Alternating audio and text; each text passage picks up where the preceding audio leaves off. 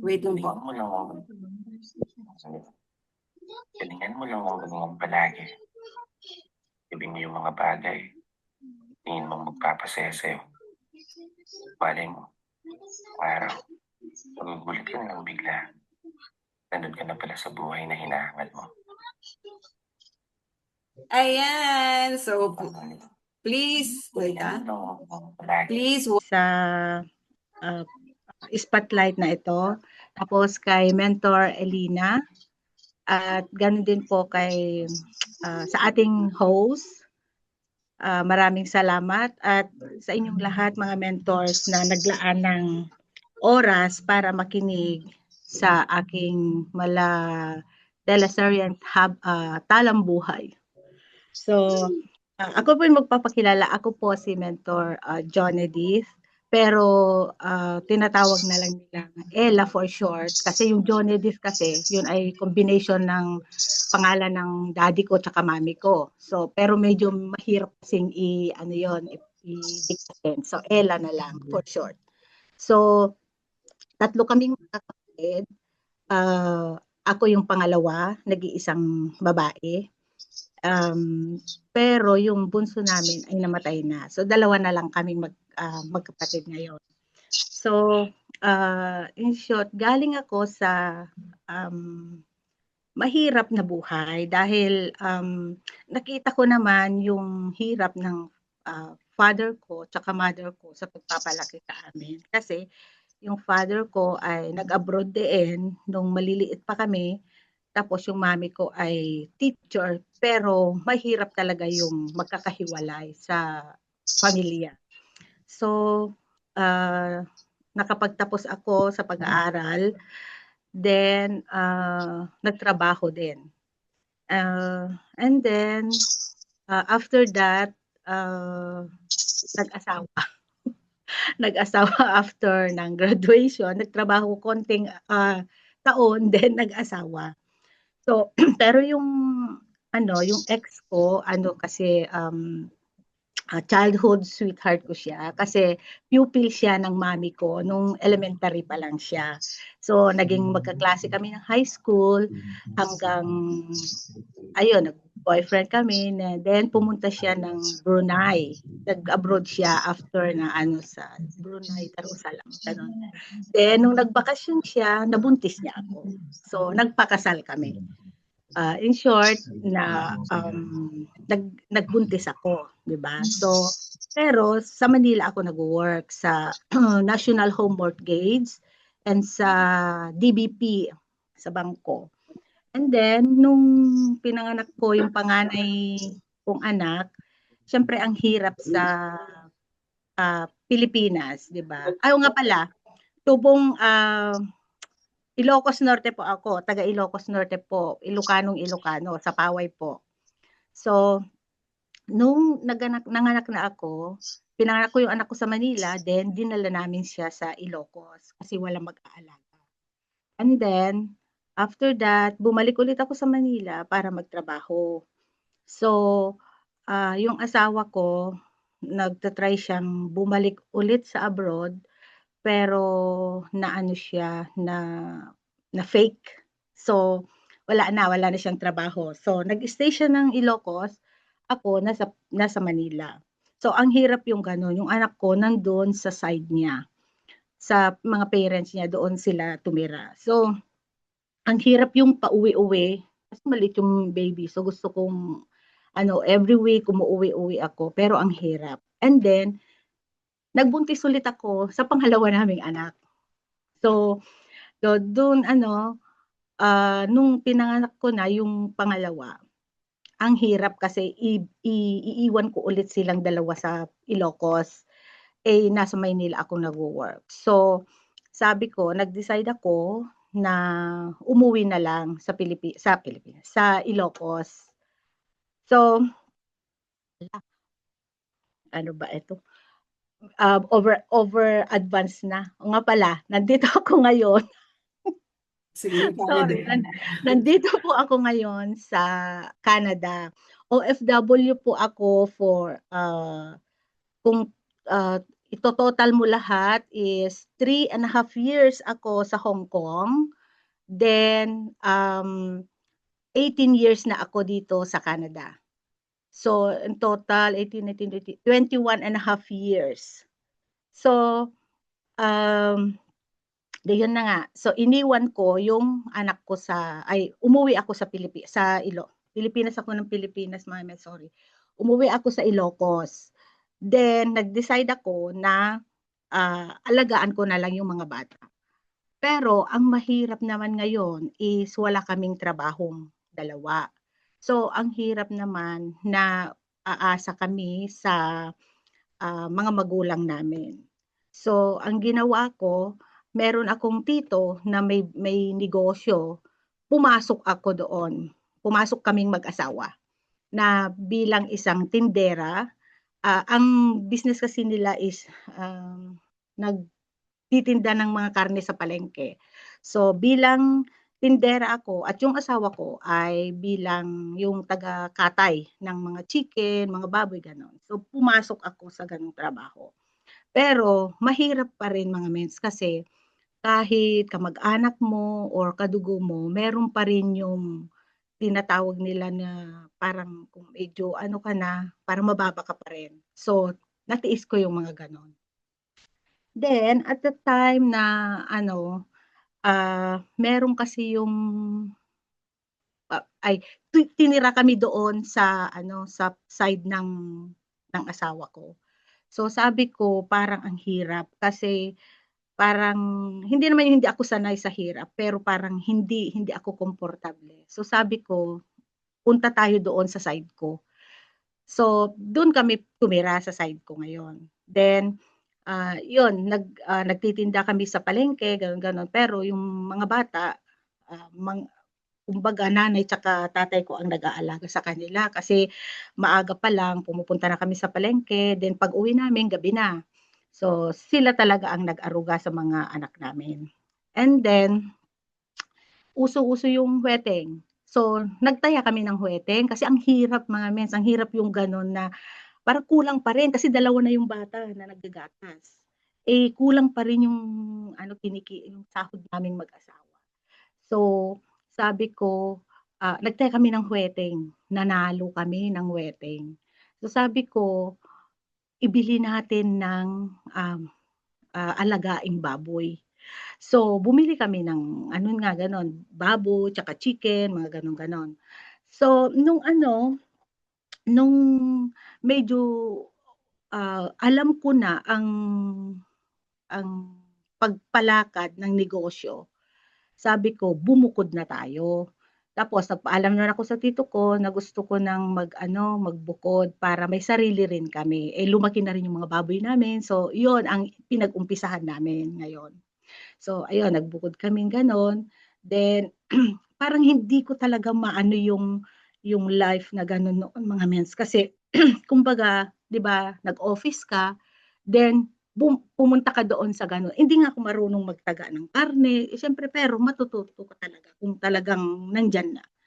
So, at that time na, sabi meron kasi kaming pinsan na may bakanting lote sa baryo. So, sabi nila kasi gusto namin yung pinag-alagaan namin ng baboy doon kasi bawal kumbaga ano ba ang tawag doon, sa bayan kasi mabaho. So, doon kami sa baryo nag-alaga ng baboy. So, doon kami tumira. Pero yung mga bata nandun pa rin sa nanay tsaka tatay ko. Kasi ang hirap may mga bata nga doon na kumbaga wala akong time talaga dahil nga sa talagang paghahanap buhay para sa kanila. So, nung biglang nagkaroon siya ng sakit. Doon na na may sakit siya, yung ex ko. So, pero tuloy-tuloy pa rin yung negosyo namin, pero ako na lahat ang gumagawa. Yung paghuhuli ng baboy para katayin kinaumagahan, ako yon hangga't yung hindi ko talaga maano yon. Kasi alam niyo yung paghuhuli ng baboy ang hirap. Sa liit kong ito, Manghuhuli ako ng baboy na 100 kilos. Paano ko huhuliin yun? Di ba ang hirap mga men? So natutunan ko lahat yung mga yon na hangga't natatanggal yung kuko mo sa paa dahil inaapakan ng baboy, yung mga gano'n, nababali yung mga daliri mo sa bigat ng baboy, yung mga gano'n. At doon din ako natuto na yung mag-drive ng motor na may kurong-kurong, yung pang ano talaga ng baboy. So yun, then na-try ko rin pumunta sa slaughterhouse, doon tumutulong na katay ng mga baboy, mga manok, gano'n. So, pero ang hirap pa rin, parang kulang pa rin. Kasi biruin mo 'yun, may sakit yung asawa mo, ikaw lang lahat. Ikaw magpagatas, ikaw suportahan mo yung asawa mo, lahat-lahat ikaw. Which is hindi ako, kasi at that time is 24 years old ako no'n, kasi 23 years old ako nag-asawa. So, ang routine ko 'pag umaga noon, ay 'pag ano gabi pa lang magkatay na ako ng ng manok ng 10 o'clock. Then mga 1:00 pupunta na ako sa slaughter. Kasama ko na yung kapatid ko, yung kapatid kong bunso hindi pa patay noon. So, siya ang kasama ko kasi yung asawa ko nga hindi makalakad, hindi na siya makalakad. So, tapos, ah nagtanim pa kami ng mga palay, which is yun ang masakit sa akin dahil, na-try kong hindi ko nga alam yun, yung bago mo itanim yung palay, ku ano muna, yung mga maliliit, ano ba doon sa tawag dun, kunin mo muna bago mo itanim, yung gano'n. So, 'pag nakikita ako ng tatay ko na gano'n noon, pinapagalitan niya ako kasi sabi niya, "Ba't ka naggaganyan na ganito, ganito?" Sabi niya, "Hindi ka naman marunong." Natutunan ko lahat 'yun, yung pagtatanim ng mga palay, pag-aani ng mga palay, 'yoon, natutunan ko lahat 'yun, which is hindi ko talaga alam 'yun. So, tapos meron pa mens yung 'pag bumabaha, yung mga mais na may ano na, talagang kukunin mo yung mga yon 'pag nabaha na, kukunin mo lahat yon. Ang hirap nun, hindi ko talaga maano yon. So, to cut the story short, ano na, may sakit yung asawa ko. So, nag-decide ako na mag-abroad na lang. Pero yung mga anak ko noon is, ah, 3 grade 2 and grade 3 pa lang sila. So, sabi ko noon, hindi ka mapapagamot kung hindi ako aalis kasi ang hirap. So, sabi niyang gano'n, paano 'tong mga bata? So, sabi ko, paano 'yan? Wala kang panggamot kung hindi ako aalis. Pero never in my life na, ambisyon ko ang mag-abroad talaga. Ayoko talaga mag-abroad kasi takot ako. Lalong-lalo na 'pag sa Hong Kong, yung mga napapanood kasi mga mens, ang hirap talaga. So, walang ano, no choice. So, nag-apply ako sa Hong Kong. So, 'di pumunta ako ng Hong Kong, iniwan ko yung mga bata sa kanya. And then pagpunta ko ng Hong Kong, wala naman akong suwerte. Nakatagpo ako ng, ah, hindi magandang amo, yung kinukulong ako, hindi ako pinapakain. For 2 years naranasan ko yung gano'n. Papakainin ka, isang isang slice ng pizza, tapos 'pag magluto ka, itatapon niya 'pag hindi yung mga gano'n ba. Tapos tutulugin ka sa may laundry. Meron akong maliit doon na, um, ano ba 'to, yung folding bed, do'n ako natutulog noon. Hindi ko talaga ano, pero, tinagaan ko 'yun kasi sabi ko wala akong pampagamot sa asawa ko. Talagang talagang yung sa asawa ko talaga kumbaga parang inano ko yung mga anak ko noon na nandiyan naman sila mommy at daddy. Sabi ko, yung asawa ko muna pagamot ko. So, 'yun talagang nag-ano ako, nag-sacrifice ako for 2 years sa isang amo ko. And then nalaman ko, so napaano ko siya, surgery ko siya, opera siya kasi meron pala siyang, spinal, sa spinal niya, may cancer sa spinal niya. So, yung pala ang ano niya. So, pina-surgery ko siya. And then, yung pala, at that time na umalis na ako, nag-start na rin siyang naligaw ng landas. So, yung nurse niya ay naging ano na yung gano'n. So, ako naman, siyempre may sakit siya, imposible, gano'n. Hindi ako naniniwala. Kasi yung asawa ko nga ay childhood sweetheart ko siya.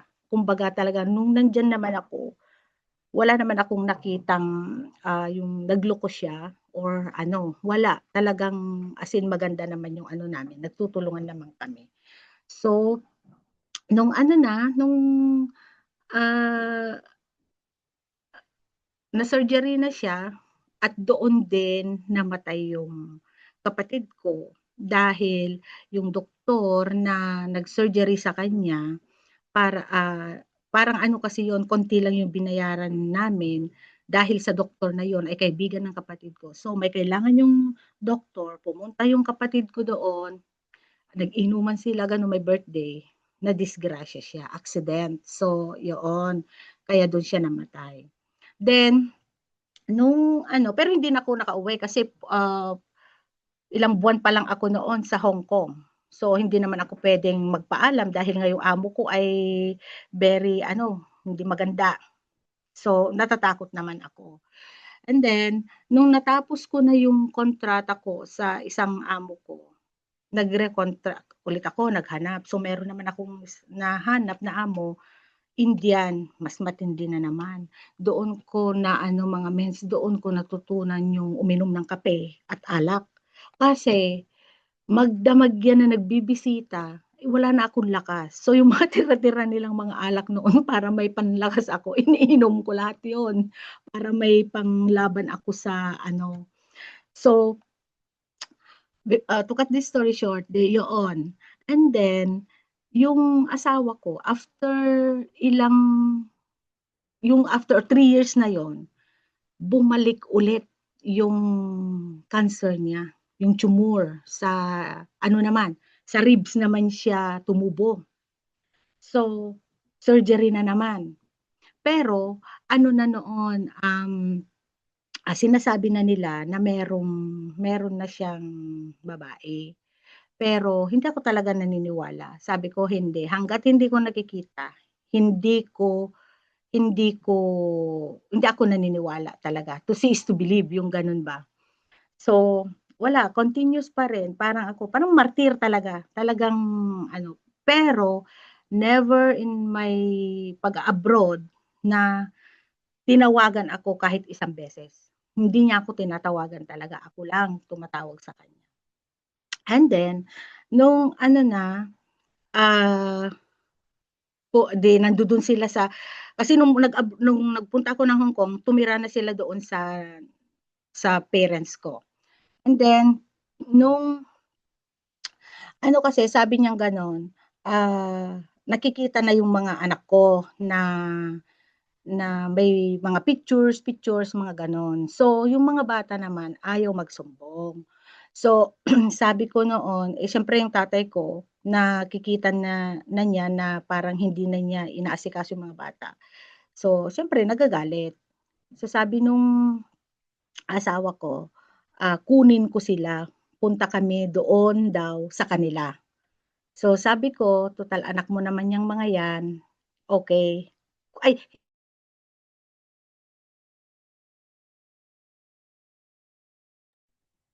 Nag-hang ata si Mother John Edith.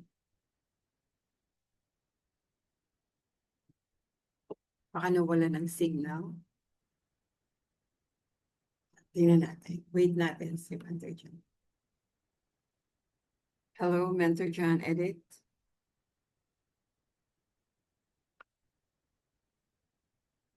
Nawala.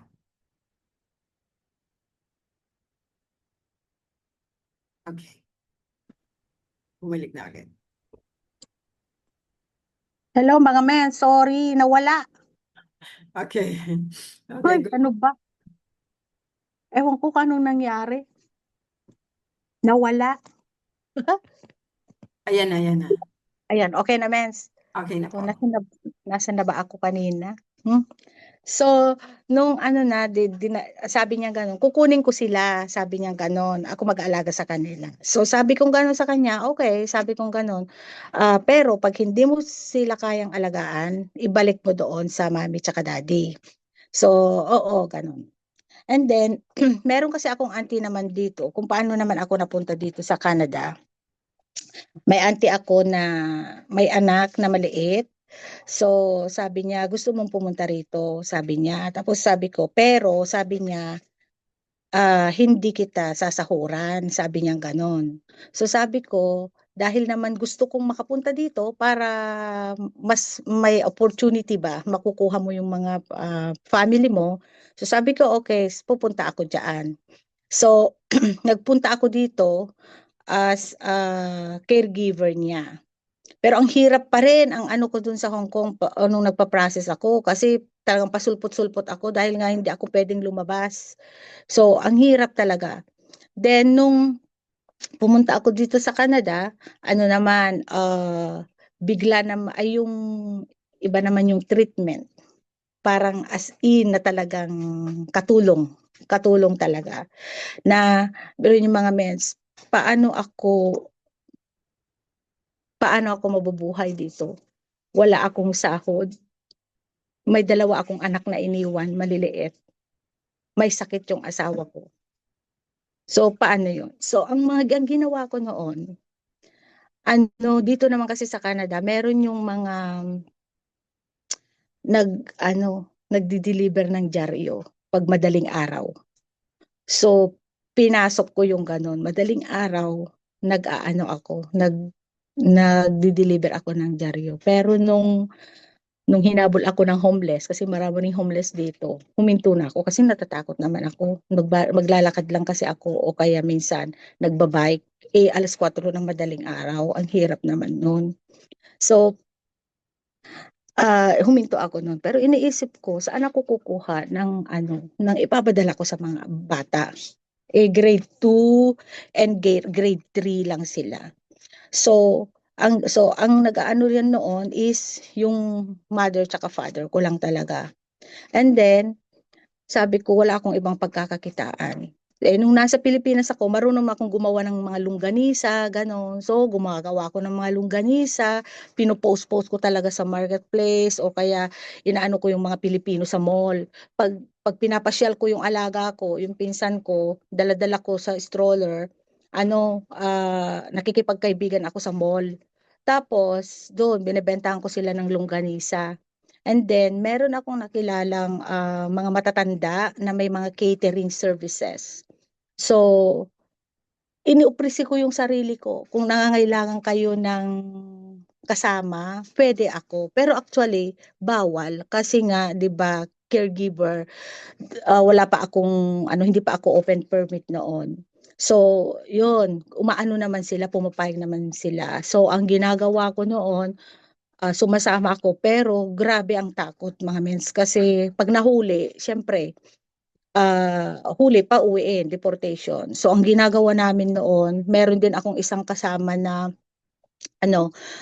tourist din na ganun din. Nagtatago kami sa ilalim ng mesa pag may mga ganyan na mga trouble ba kasi may mga investigador, mga ganon.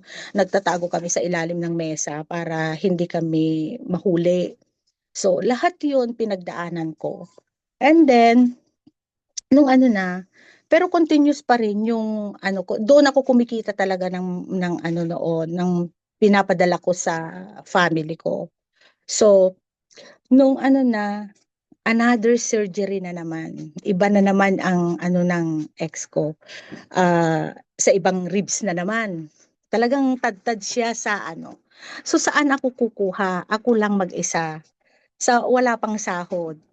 So, nung magto 2 years na ako dito. So, pwede na akong mag-apply ng open work permit. So, pwede na akong magtrabaho kahit saan. So, sabi ng auntie ko, galit siya, ayaw niya. Ayaw pa niya akong payagan. So sabi ko, paano ako mabubuhay kung hindi mo naman ako sinasahuran? Sabi kong ganon. Wala talaga, walang silbi na nag-abroad ako. Wala naman akong maipapadala sa mga anak ko. Sabi ko. Tapos nagpa-part-time ako noon na 3, aalis ako ng bahay ng 5:00 ng umaga kasi hahabulin ko yung mga bus, yung mga ganun, mens. Diyos ko, ang hirap. Tapos nag-i-snow, kung saan-saan kakain ka dyan sa bus stop, yung ganon. So, 3 jobs. Aalis ka ng 5:00 ng umaga, darating ka 10:00 na ng gabi. Kasi 3 bahay ang lilinisan mo na yung under the table para lang talaga makakuha ka ng pantustos na sarili mo. Tsaka sa Pilipinas. So, natiis ko lahat yon mga mens. Then, nung open work permit na ako, nag-apply ako ng 7-Eleven. Nag-apply ako sa 7-Eleven. So, natanggap naman ako doon at doon ako nagtagal din ng 14 years sa 7-Eleven. Pero marami ring doon kasi una-una naging auditor ako, sales lady. Then meron akong friend na yung sinasabi ko na tourist din, ganun din ang mga pinagagawa niya. So, kung saan siya, sinasama niya ako. So, nagtrabaho siya ng 7-Eleven, kinuha niya ako doon. Then, nung nag-apply siya as auditor, kinuha rin niya ako. Yung, kami, talagang kung saan siya, doon ako. Hanggang sa na naging maganda rin naman ang position sa 7-Eleven. So doon ako nagtagal.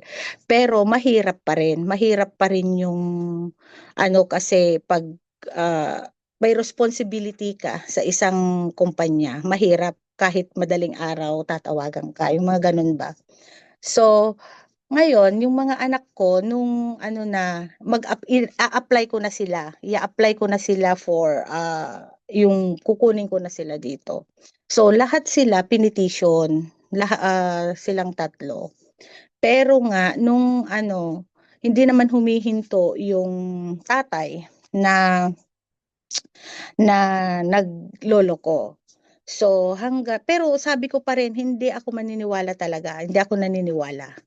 So, pero nung umuwi kasi ako, bago ako pumunta rito sa Canada, na noon, parang medyo malamig na yung ng ex ko, pero wala pa rin, tayo pa rin. Kasi nga mahal na mahal ko rin yun noon, tayo pa rin. Aayusin natin yan. So hanggang nung nandito na ako sa Canada, ayun nga, so final ko yung mga papers nila. Ngayon, siyempre, yung mga bata, ayaw magsabi sa akin. Ayaw nilang magsabi. Marami na silang nakikita, pero ayaw magsabi dahil takot sila hanggat hindi, yung mga bata ay hindi nakapag-aral. Hindi sila nakapag-aral. In-enroll niya ng private school yung panganay ko, pero hindi siya natapos kasi hindi na niya sila Ang mahirap sa mga bata, mga mens, ay naghiwalay sila. Yung isa, yung panganay, nandun siya sa kanya. Yung pangalawa, na nun, 13 years old pa lang, ay naglayas na siya. Naglayas na, kumbaga parang pero yung mga, ang alam ko lang, yung ganun lang, na hindi niya inaglagaan sila, hindi sila nakapag-aral, yung treatment nila ay Pero, kung alam nyo lang, ngayon ko lang nalaman yung ngayon malalaki na sila. Ngayon ko lang nalaman yung talagang pinagdaanan nilang magkapatid. Dahil, kumbaga talagang, sila, parang rebellious silang dalawa. Silang dalawang magkapatid. Nagrebelde sila, pero hindi yung rebelde na yung nagwawala sila, kundi yung sa loob nila, hindi nila mailabas, kumbaga.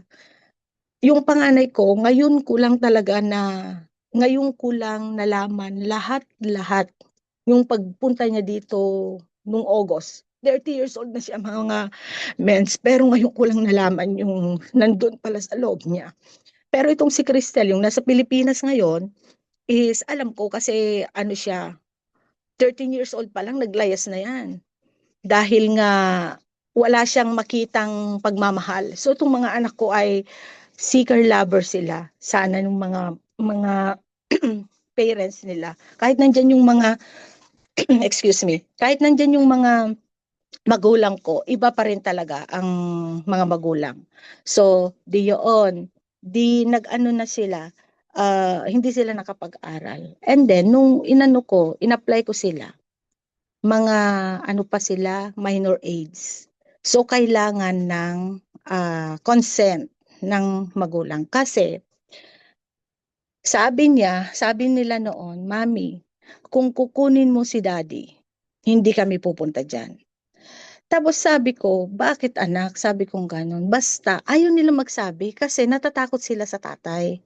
So basta, ayaw namin pumunta dyan kung kukunin mo si daddy. Sabi ko, paano ko makakapunta? Kailangan nyo ng consent. Tapos sabi niya, basta wag na lang, dito na lang kami. Kaila mami at daddy dun sa magulang ko. So, nagmakaawa sila sa tatay. Pero hindi niya pinayagan. Talagang hindi niya pinayagan. Nagkapitan or then umuwi ako para iano sa DSWD. Ayaw, talagang yung mga DSWD naman, mga minors yan, may mag-aalaga naman sa kanila. So doon muna talaga sila sa tatay, ganun naman. So hopeless case na ako na makakapunta na sila mga mens. Hanggang nagmakaawa sila, wala pa rin. Ayaw talaga na papuntahin. Mag-suffer kayo, ganun. So yung parang selfish, napaka-selfish niyang ama. So nung ano na, hinintay ko na hanggang mag 19 years old yung panganay para makapunta. Pero yung bunso, parang nag-sacrifice na siya na huwag na lang. Kasi ano, pero trinay ko pa rin na ano yung papers niya, pero mahirap na kasi may mga anak at may asawa na rin siya. Pero ano naman, may plan ang Diyos dahil kahit nandyan siya, dahil nga yung mga magulang ko noon ay siyempre tumatanda na, dadalawa lang kami magkapatid. Yung kapatid ko nasa Tugega raw naman. So walang mag-aalaga sa mga magulang ko. So siya ang nag-alaga hanggang namatay sila, yung anak ko diyan sa Pilipinas. So, yun, nung nandito na yung bata, yung panganay, talagang ayaw pa rin nung tatay na payagan yung bunso. Nagmakaawa, pero ayaw pa rin. So, ang hirap. Ngayon, nung nandito na yung anak ko, ang alam ko, masaya na ako dahil nandito na siya. Masaya na ako. Pero mga mens, ang sakit. Nilayasan niya ako. Isang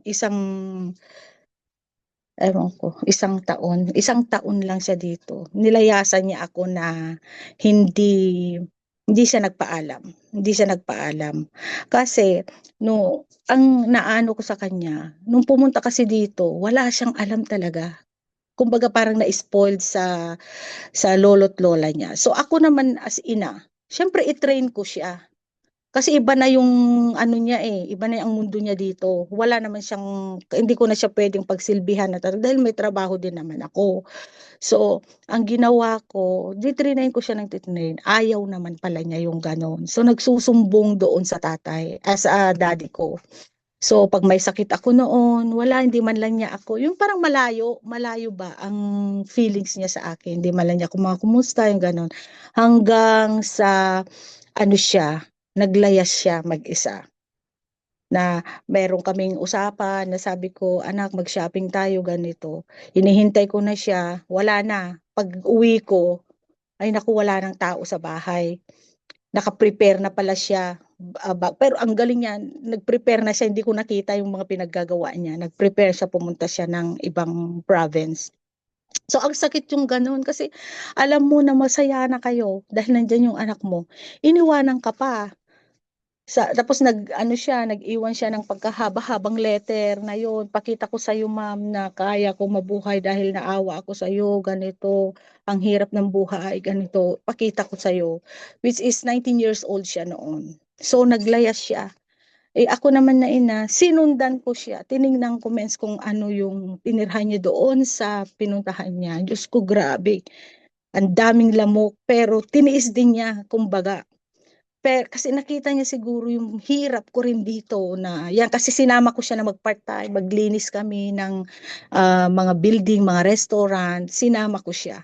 At nakita niya kung gaano yung hirap na dinadanas ko. Kaya sabi niya, ipakita ko rin sa'yo kung nakaya kong mabuhay at matulungan kita yung ganon. Pero, pero sa ano naman, naglayas nga siya, pero wala pa rin nangyari mga mens. Hindi niya ako kinaukuusap ng ilang taon. Kasi 10 years na rin siya dito. Ilang taon. Hindi niya ako pinakausap ilang taon. Kasi gusto nga niyang patunayan talaga na kaya niya. Pero, nung nagkasakit siya, wala siyang malapitan. Tumawag din sa akin. So, mami pa rin. Ako naman, syempre, sinasabi nila, bayaan mo na sila, matatanda na sila, kaya na nila. Pero bilang isang ina, hindi ko talaga sila matiis.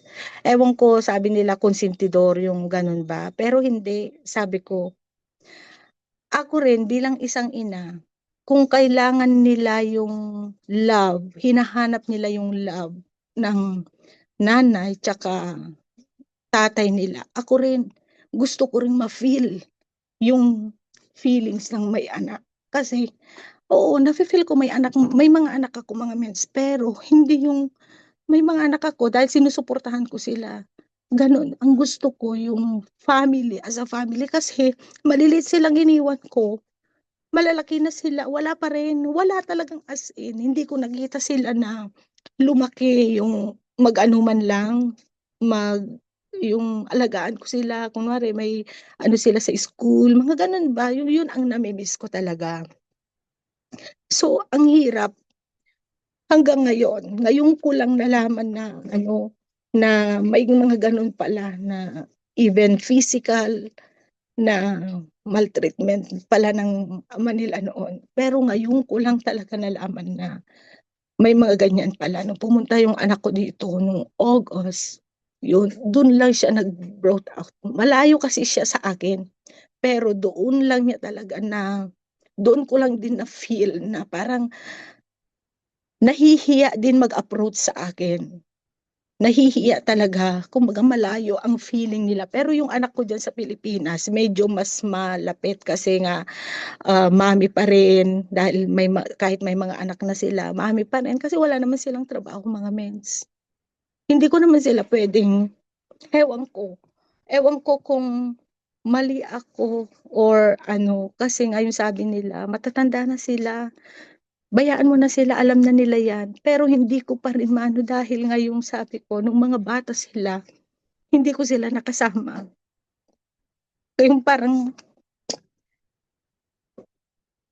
gusto ko, parang kahit nabigay ko na lahat financially, yung pagmamahal, hindi ko alam sabihin, yung feeling na basta kulang pa rin mga mens. Kaya kung maaari nga lang, gusto ko na talagang umuwi para na makasama ko sila, pati mga apo ko. Kasi kumbaga, pag nakikita ko sila na yung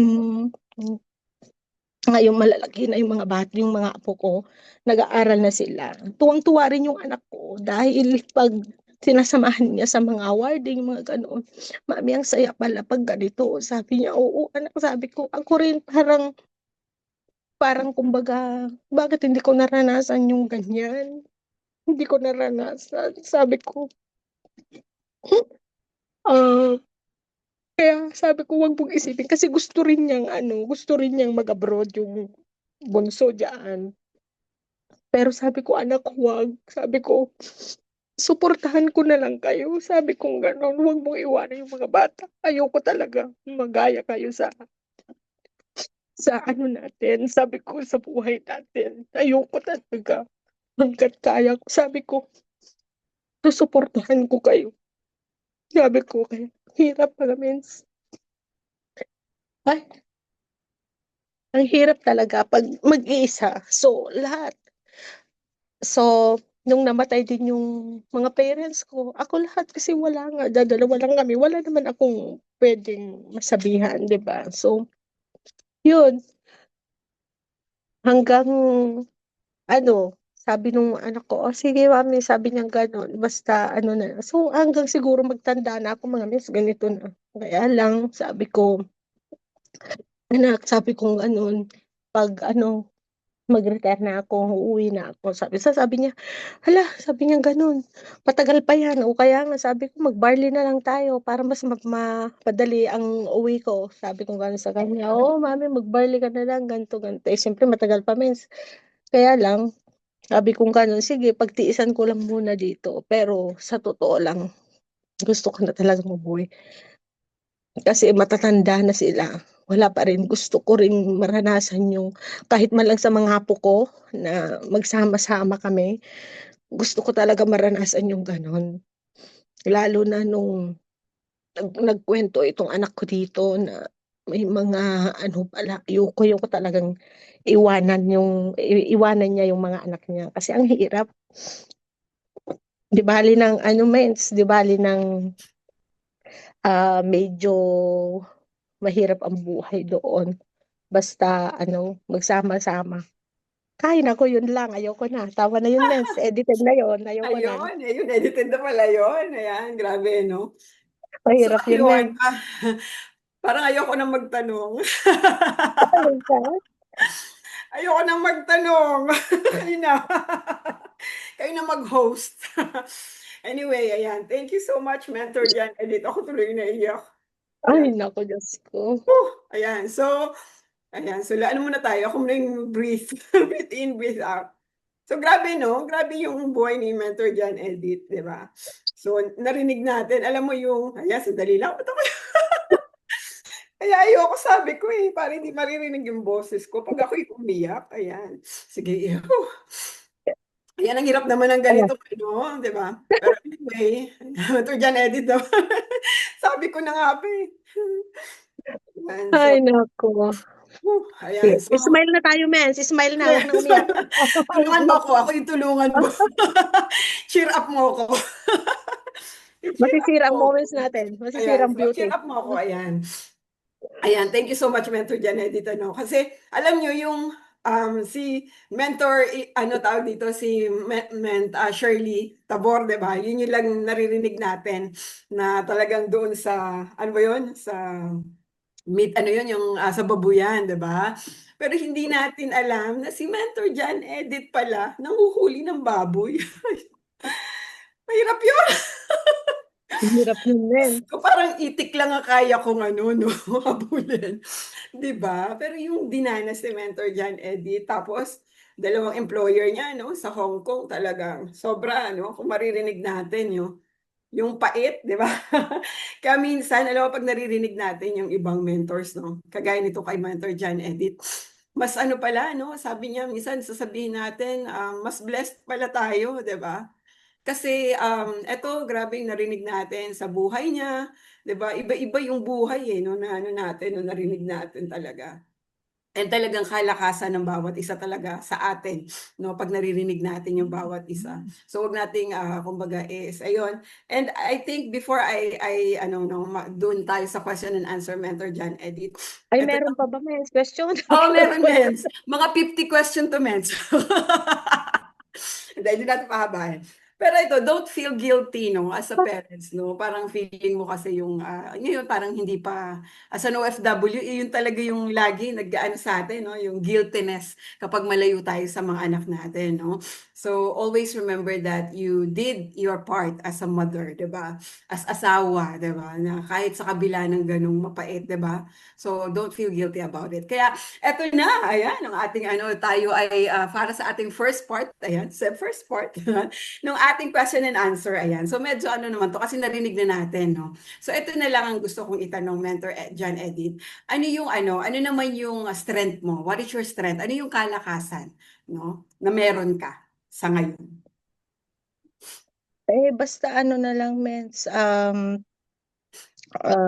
pinapasa Diyos ko na lang lahat. Basta, meron ako yung, teka saglit lang. Saglit lang ma'am, sorry. Ayun, tutulo ng sipon. Ayan, o, diba? Mentor John Edith. Oh, Diyos me, Betcha, ito. Nakakalang kang pinaiyak. Grabe, parang inaalala ko, Diyos ko, ini-imagine ko yung baboy, ano. Yes. Okay, Better John Edit, back to you. Ano yung Ayun men, strength mo? yung may determinasyon, tapos ano na lang, ipinapasa Diyos ko na lang lahat, yung faith na God is the only one who can, just trust to God. Okay. Lahat at siya na lang ang bahala sa lahat. Kasi wala naman tayong kakayahan talaga na ano, kundi ang Panginoon lang. May mga plano lahat yan ng Panginoon. Ayan. So ano naman yung weaknesses mo? Ano yung mga kahinaan mo as of now?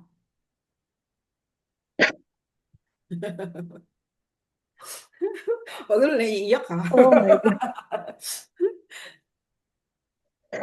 Ang kahinaan ko, Meds, is yung pag hindi ko na ano yung mga ano ng anak ko, yung hindi ko naibigay ba? Parang kasi parang kulang pa rin kahit na ano ko sila noon, parang kulang pa rin. Ang sakit sa akin yung ganun. Kaya kahit yung basta may sinasabi sila, kailangan maibigay ko yung ganun. Okay, so ayun talaga minsan isang ina, no? Yan yung talagang isa sa mga weakness ano ng nanay at ng magulang, no? So ito pa. Ayan. So sabi mo nga kanina gusto mo na ring umuwi. So ang katanong ko, bakit gusto mo pa rin until now na magtrabaho diyan sa ibang bansa? Hindi, mens, kung ano lang sana talagang ano, ayoko na magtrabaho dito kung tutuusin. Gusto ko na talagang umuwi. Kaya lang, eto nga, sabi ko sa inyo, yung isa kong anak dito, hindi pa masyadong settled. Yun, yung parang gusto ko pa silang makita na settled muna sila bago ako mag-stop mag-work din. Kaya lang, pero as soon as possible sana, gusto ko na talagang umuwi din. Okay, so ayan. So totoo naman eh. Lahat naman tayo gusto din natin umuwi. Pero minsan may mga alam mo talaga na kailangan i-extend pa eh, no? Dahil sa pagmamahal. Ayan. Okay, so ano pa? Ano naman yung pros and cons? Yung positive and negative side as an OFW? Um, uh, as OFW, yung positive side. Maganda ang OFW kasi kumbaga yun nga sa Pilipinas, wala naman tayong masyadong pagkakakitaan diyan kung yung kumbaga mas madali kasing kumita ng pera sabi nila dito sa abroad. So, yun ang maganda. Pero ang negative side naman mga mens ay para sa akin lang ano ay, talagang hindi puwede, hindi maganda ang ano, hindi talaga maganda. Gusto ko ano, yung family talaga. Kasi kung tutuusin puwede naman magtrabaho diyaan, marami naman yung mga nagtatrabaho marami naman yung mga family diyan na ano, na nabubuhay sa ano 'di ba? So yun ang negative, talagang ayoko talaga. Gusto ko talagang Period. Ayan, di ba?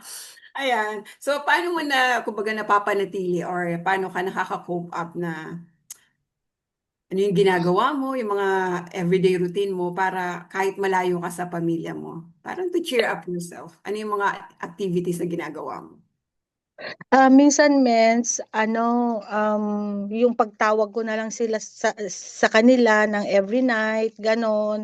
Or 'pag wala akong, 'pag ano sa work ko na wala akong masyadong ginagawa, yun tinatawagan ko na lang sila, Ay, gano'n. Kasi hindi naman pareho yung oras natin. So 'pag umaga nila, yun, tinatawagan ko na sila, maghapon kahit ilang oras kami nag-uusap 'pag wala akong ginagawa, yun na lang. so yun ang nagpapasaya. Malungkot, yun lang nagpapasaya sa Kasi, akin, mens. Hindi naman ako mahilig maglabas-labas. oo, ayan. So ito pa. Ano yung mapapayo mo, no, para sa mga taong nagbabalak mag-OFW? For example, you have Naku, relatives, pamangkin, ayan. kaya sinasabi ko, may mga pinsan din ako, mens, na gusto nilang mag-abroad dito. Siguro kung mga single pa sila, gano'n, puwede naman siguro. Pero kung yung may family na. Pero depende rin kasi yung karanasan ko kasi mga mens malala, talagang matindi 'yon. So, kumbaga yung wag na lang sila mag-abroad kung may family sila. Ayun, yun ang mapapayo mo. Pero ano naman yung mga pagbabago, no, na nangyari simula nung nag-OFW ka, Mens? May mga pagbabago din mga mens kasi kumbaga kung nandyan lang ako sa Pilipinas, siguro hindi ko rin kayang sustentuhan yung mga anak ko tsaka yung family ko. Kasi mahirap din. Kahit sabihin mo na may um, trabaho ka, mahirap pa rin. Yun. So, at least, kumbaga, nakaahon din konti sa hirap. So, yun. May pagbabago din. Ano naman yung pinaka na-miss mo sa Pilipinas? Ayan. Ay, marami mens, marami. Lalo na yung Pasko, yun. Kasi mula nung nag-abroad ako yun, wala na akong Pasko dyan sa Pilipinas. Tsaka yung mga gatherings dyan sa Philippines. Kailan ka Yun. ulang-uling umuwi ng Pilipinas, Mens? Last year lang mens kasi namatay nga yung mami ko. Oo pala. Mm. So, yun pa, yung last year, December? Kailan ba yun? Hindi mens, October last year. Okay. So, ngayon, Mens, yung trabaho mo, so okay ka naman? Okay naman ba siya as of Okay now? naman mens yung trabaho ko as of now. Caregiver. Ah, So, ano, caregiver okay naman siya. matanda, bata? Ano yung, Matanda mens. okay. So, usually, Mm. ilang oras yung work moments? 12 hours mens. Grabe. Ayan, yun lang, di ba? At least, sabi ni Metro Jocelyn, at least may sweldo naman. Oo, di ba? Ang haba, no? Ang haba ng oras. Yeah, 12 hours mens. Tapos pag ang alaga mo ulyanin, so magiging ulyanin ka na rin. Kailangan parang yung mundo niya, gawin mundo mo din, ano? Oo Oo, nga kaya naman. nga. Mm. So Ayan. ginagawa ko na lang, sasayaw-sayawan ko na lang siya. Doon din nagchi-cheer up sa akin minsan. Ikaw, kunyari, yan, ito, Mens. Kung kaharap mo, no, yung mga anak mo. So, ano yung mga anak mo? Ano yung masasabi mo sa kanila? Yan, nakaharap. Dalawa anak mo, di ba, Mens? Dalawa mens. So, kung nakaharap mo sila, ayan, nandito sila. Ano yung gusto mong sabihin? O sabihin ko sa kanila mens na ano um ano ba 'to? Kasi hindi ko pa sila na-try na mula nung iniwan ko sila, never pa kaming magkakasamang tatlo. So, hindi ko alam siguro kung anong sasabihin ko sa kanila. At least sa mga video call, pwede kahit anong sabihin ko sa kanila. Pero or kung isa-isa lang sila, pero kung dalawa siguro sila, hindi ko alam kung anong sasabihin ko sa kanila. Basta mga payo na lang siguro na ah, dapat sila, ayusin ang buhay lalo na tumatanda na ako. Kasi wala naman silang ibang malalapitan 'pag wala na ako. Kasi wala naman yung mga parents ko, 'di ba? So, na sila ang nag-alaga sa kanila. So, yun lagi ko rin naman sinasabi sila sa phone na yun, ah, ayusin nila ang buhay nila kasi mahirap. At yun sabi ko sa anak ko na may anak, huwag niyang isiping iwanan yung mga bata. Ayan. Yun lang men. I pray, no, na talagang, kumbaga magkaharap-harap kayo, no? Kasi talaga, as a mother, di ba? Alam How I natin, wish men. it's nothing impossible to the Lord, no? Na mangyayari yun, no? So, magkakasama-sama kayo, di ba? Magbabanding, di ba? So, I know one of this, maybe this year or next year, no, mens? And try your best, no, na talagang alam ko. And we pray for that. So, ito naman, ang ko, bago tayo dun sa second part ng natin, ano yung kumbaga, pinaka malaking, kinatatakutan mo? Ano yung biggest fear mo sa ngayon? May Ah, kinatatakutan ka ba? Ang biggest fear ko, mens, pag namatay na ako, paano na sila? Kasi hindi naman natin alam ang buhay. So, hindi pa naman sila settled. So, paano yun? Kaya, kaya nga inaano ko pa rin na magtrabaho para gusto ko talaga silang i-settle. Yun ang kinakatakutan ko talaga. Gusto ko silang makita muna na ano, na okay na bago ako mamatay. Kaya panay pa rin ang laklak ng barley, mens. Ayan, invest to our health. Lagi sinasabi sa live, no? But alam mo, Meds, ayan, parang tawagan na kita one-to-one, ma-advisean nga kita. Gusto ko sabihin sa'yo, joke. Bilang nanay, joke. Wait, one-to-one kita naman. Of course. It's your night. Ayan, di ba? Alam ko naman, di ba? So, nasasabi ko talagang you are, ano, yung puso mo, Meds, no, napakalaki, di ba? So, parang may gusto kong i-sermon, joke. Diyos ko, Lord, ayan, di ba? So, ako natutuwa, no? Anyway, so as a mother talaga, grabe si Mentor John Edith, ano, talaga napaka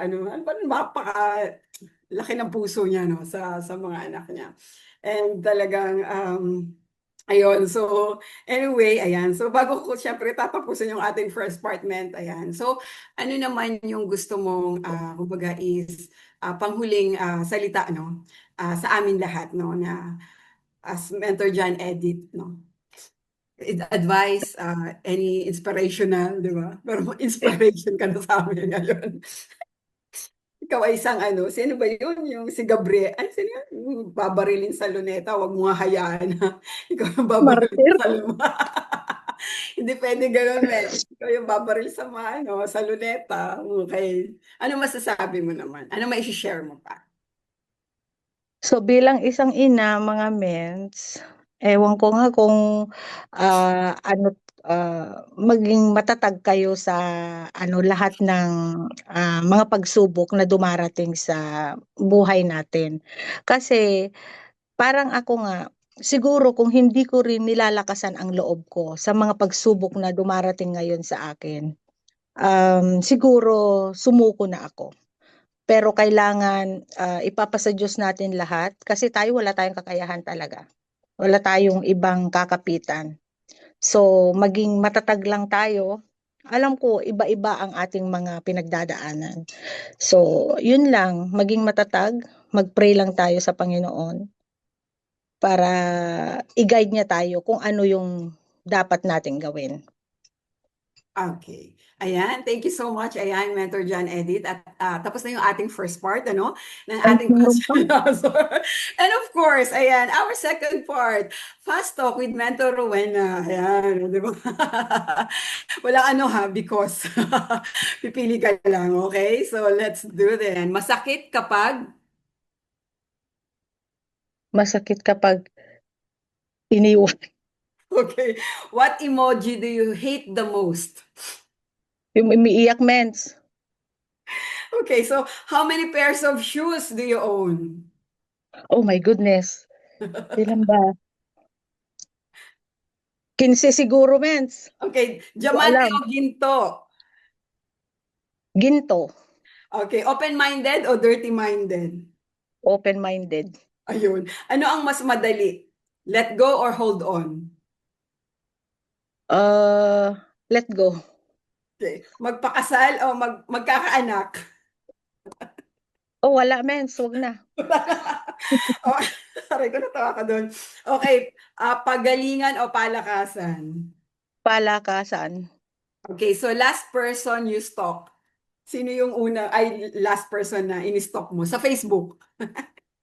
Yung anak ko, Okay. Hate ka niya o hate mo siya? hate niya ako. Okay. Lugar kung saan ka madalas umiyak? Sa kwarto. Ugaling gusto mong baguhin sa'yo? Yung laging, ano, ah, ano ba to? Yung puro oo, mens. Oo, Okay. oo, lahat hindi baka hindi. Okay, complete the sentence. Sana noon. Sana noon, ay ano ba to? Sana noon, Sige lang. nabago ko na yon. Nabago ka na yon, yung ganon, yung magiging ano, masyadong mabait. Yun. Lips or cheeks? Chicks! Yeah. Ayun, thank you so much. Ayan, Mentor John Edit sa ating Fast Talk for tonight. Ayan. So ayun, ito naman ang iyong, ano naman yung last one, ano yung huling, kumbaga is, ano yung memory verse na pinangahawakan mo lagi sa ngayon? Teka, Mel, sinulat ko yon. Yung Proverbs 3, 5, and 6. Trust in the Lord with all your hearts and lean not unto your own understanding. And in all your ways, acknowledge Him and He shall direct your path. Yun, men. So, kailangan natin mag-trust tayo palagi sa Lord and He will be the one to guide us.